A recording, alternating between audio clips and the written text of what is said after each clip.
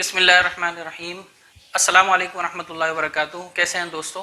Uniform civil code کی گفتگو چل رہی ہے ملک میں۔ مودی حکومت نے اس بات کا اعلان کیا ہے کہ وہ آئندہ قریب زمانے میں یونیفارم سول کوڈ لانے والے ہیں۔ چونکہ 2024 کے الیکشن قریب ہے تو اس حکومت کے پاس دوسرے کوئی کام کی چیزیں تو ہیں نہیں سوائے ہندو مسلم کے، تو اس میں سے ایک بہت بڑا ایشو جو پرانے زمانے سے چلا آ رہا ہے یونیفارم سول کوڈ کا، اس کو انہوں نے راگ الاپا ہے۔ یونیفارم سول کوڈ کی حقیقت شاید عام لوگ نہ سمجھ سکتے ہوں، لیکن ایک پڑھا لکھا انسان تو ضرور سمجھتا ہے، اور اگر نہیں سمجھتا ہے تو سمجھ ضرور سکتا ہے، وہ پڑھ سکتا ہے، کتابیں پڑھ سکتا ہے، قانون کی کتابوں میں موجود ہے۔ بہت سارے وکلاء اور ججز جو ہیں وہ قانون کی بہت ساری چیزوں کو سمجھانے لگے ہیں، تو ان کو سمجھنا اب بہت کوئی مشکل چیز نہیں رہ گیا۔ اب یوٹیوب کے ذریعے سے ہمیں ایک دوسرے سے ملنا ملانا سمجھنا سمجھانا بہت آسان ہو چکا ہے۔ لیکن اگر کوئی پڑھا لکھا آدمی جہالت بھری باتیں کرنے لگے تو آدمی کہے گا کہ لگتا ہے کہ دنیا سے جو ہے علم رخصت ہو چکا ہے، عقل بھی رخصت ہو چکی ہے۔ علم تو رخصت ہو ہی گیا ہے، عقل بھی رخصت ہو چکی ہے۔ ایسا ہی ہوا ہے ایک مشہور یوٹیوبر خان سر کے نام سے، ان کا ایک ویڈیو وائرل ہوا ہے جس میں انہوں نے بات کہی ہے کہ مسلمان کرمنل کوڈ میں کیوں جو ہے IPC کی دھارا دیکھتے ہیں، اس میں جو ہے شریعہ لاء کیوں نہیں دیکھتے ہیں۔ بہرحال اسی کا تجزیہ کرنے کے لیے ہم آپ کے سامنے حاضر ہوئے ہیں۔ اس سے پہلے کہ ہم ویڈیو کو شروع کریں، ویڈیو کو لائک کر لیں، چینل کو سبسکرائب کر لیں، بیل آئیکن کو دبانا ہرگز نہ بھولیں۔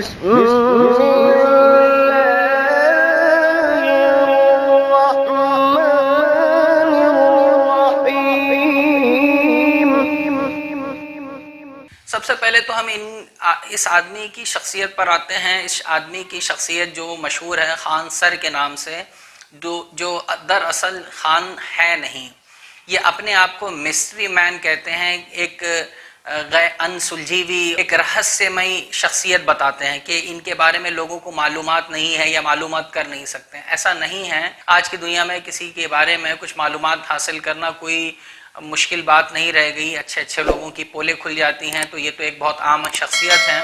اور دوسری بات یہ کہ دل کی جو بات ہے نا وہ چھپتی نہیں ہے، وہ زبان پر آ جاتی ہے۔ تو یہ خان سر جو ہے کوئی مسٹری وسٹری کچھ بھی نہیں ہے، یہ صرف اور صرف فراڈ ہیں اور ایک یوٹیوبر ہیں جو بھیڑ جمع کرنے کے لیے یا اپنے کچھ خاص مقصد کے لیے، جو بھی ان کے مقصد ہیں اس کے لیے یہ خان سر کا لقب جو ہے استعمال کیے ہوئے ہیں، اور اس نام سے وہ اپنے آپ کو بھنا رہے ہیں۔ اور جب کوئی پوچھے تو چپ ہو جاتے ہیں کہ بھئی میں مسٹری ہوں۔ مسٹری نہیں ہے، آپ فراڈ ہیں، کیونکہ سچ بات جو ہے، جو آدمی کے دل کی بات ہے، اسی کو زبان پر رکھنا یہ انسان کی سچائی اور حقیقت پسندی کی علامت ہوتی ہے۔ جو آدمی دل میں کچھ ہو، زبان پہ کچھ ہو، اس کو فراڈ ہی کے سوا کچھ نہیں کہا جا سکتا۔ تو اس آدمی کی شخصیت بھی ایسی ہی ہے کہ یہ دل میں مسلمانوں اور اسلام سے نفرت رکھتا ہے، اور نفرت پھیلاتا ہے لوگوں کے اندر، جو ہے اسلام اور مسلمانوں کے خلاف غلط سلط باتیں اس نے آج پہلی مرتبہ نہیں کہی ہیں، اس سے پہلے بھی بہت سی مرتبہ کہہ چکا ہے، اور لوگ اس کی حقیقت سے واقف ہو چکے ہیں۔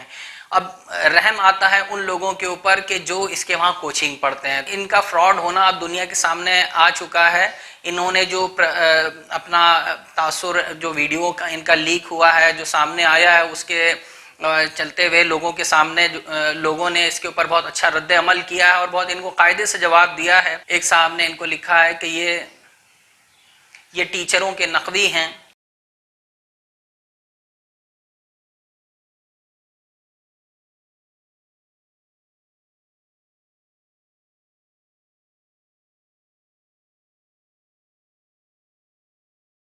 مفتی یاسر ندیم صاحب نے لکھا ہے کہ جب پڑھنے پڑھانے والے جو لوگ ہیں ان لوگوں کے IQ لیول کا یہ حال ہے تو دوسروں کا کیا حال ہوگا۔ RIP rest in peace IQ level انہوں نے بات لکھی ہے۔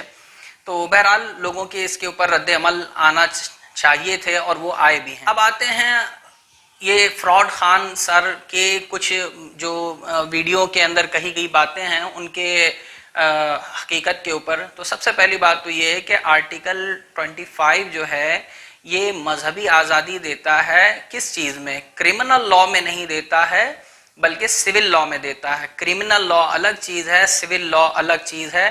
یہ ایک عام سے عام آدمی جانتا ہے، پڑھے لکھے تو جانتے ہی ہیں، لیکن افسوس کی بات ہے کہ یہ پڑھانے والا ٹیچر ہے اور جاہلوں سے بدتر اس کی جو ہے ذہنیت ہے کہ اس کو اتنی تمیز نہیں کہ یہ بچوں کو پڑھانے سے پہلے ذرا سا ایک گوگل ہی کر لیتا کہ آرٹیکل 25 ہے کیا۔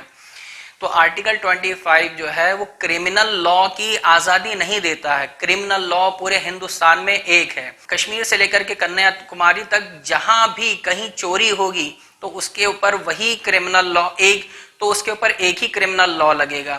کسی نے کسی کو قتل کیا ہوگا تو اس کے اوپر ایک ہی کرمنل لا نافذ ہوگا۔ ایسا نہیں ہوگا کہ مسلمان پر الگ یا سکھ پر الگ یا ہندو پر الگ، ایسا کسی کے ساتھ نہیں ہوگا۔ سارے مذہب والوں کے اوپر ایک ہی قسم کا کرمنل لا ہے۔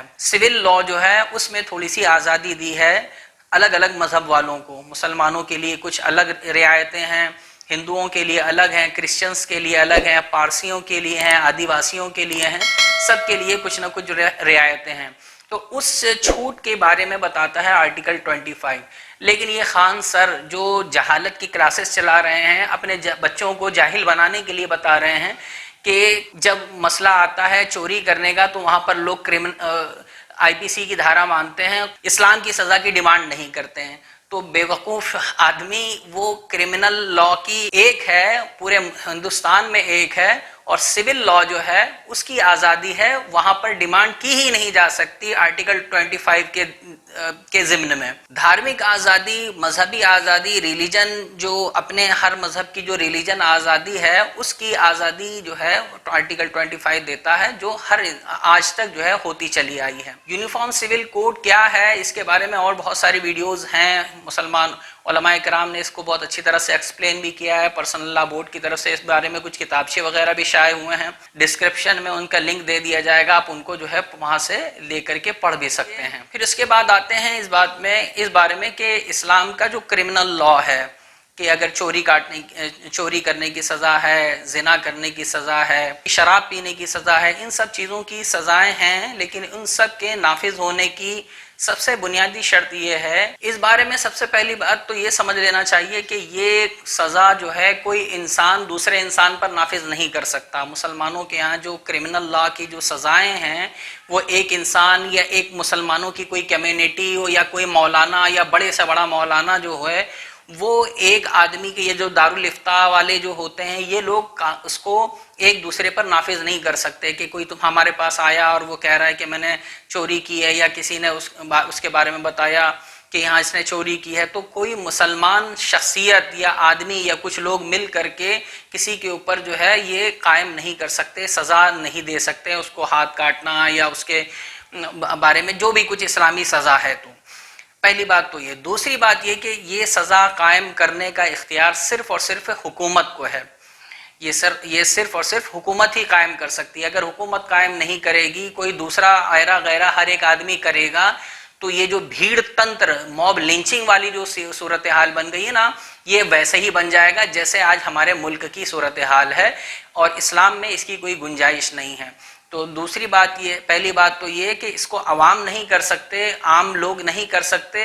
دوسری بات یہ کہ اس کو جو ہے حکومت کریں گی، اور تیسری بات یہ کہ حکومت بھی مسلمان بادشاہ اگر اس میں ہے تو نافذ ہو سکتا ہے، ورنہ وہ چیز نافذ نہیں ہو سکتی ہے۔ تو ظاہر سی بات ہے کہ ہمیں یہاں بالکل ڈیمانڈ کرنے کی کوئی ضرورت نہیں ہے کہ جو ہے اس کو نافذ کیا جائے۔ یہاں پر جب ایک قانون موجود ہے اور پورے ہندوستان میں وہی سب کے اوپر نافذ ہو رہا ہے، تو ہمیں بھی اسی کے اندر رہنا ہے، اسی دائرے میں کام کرنا ہے۔ ایک اور بات اس ویڈیو کے اندر اس فراڈی شخص نے کہی ہے، وہ یہ ہے کہ اگر اسلامی سزائیں قائم ہونے لگیں گی تو آدھے مسلمان ختم ہو جائیں گے۔ یہ دیکھیے، یہ ہے میں جو کہنا چاہ رہا ہوں کہ یہ فراڈ جو ہے نا، وہ یہاں سے سمجھ میں آتا ہے کہ یہ مسلمان نہیں ہیں، اور ورنہ ایسی اسلام دشمنی یا مسلمانوں سے دشمنی اس شخص کو نہیں ہوتی۔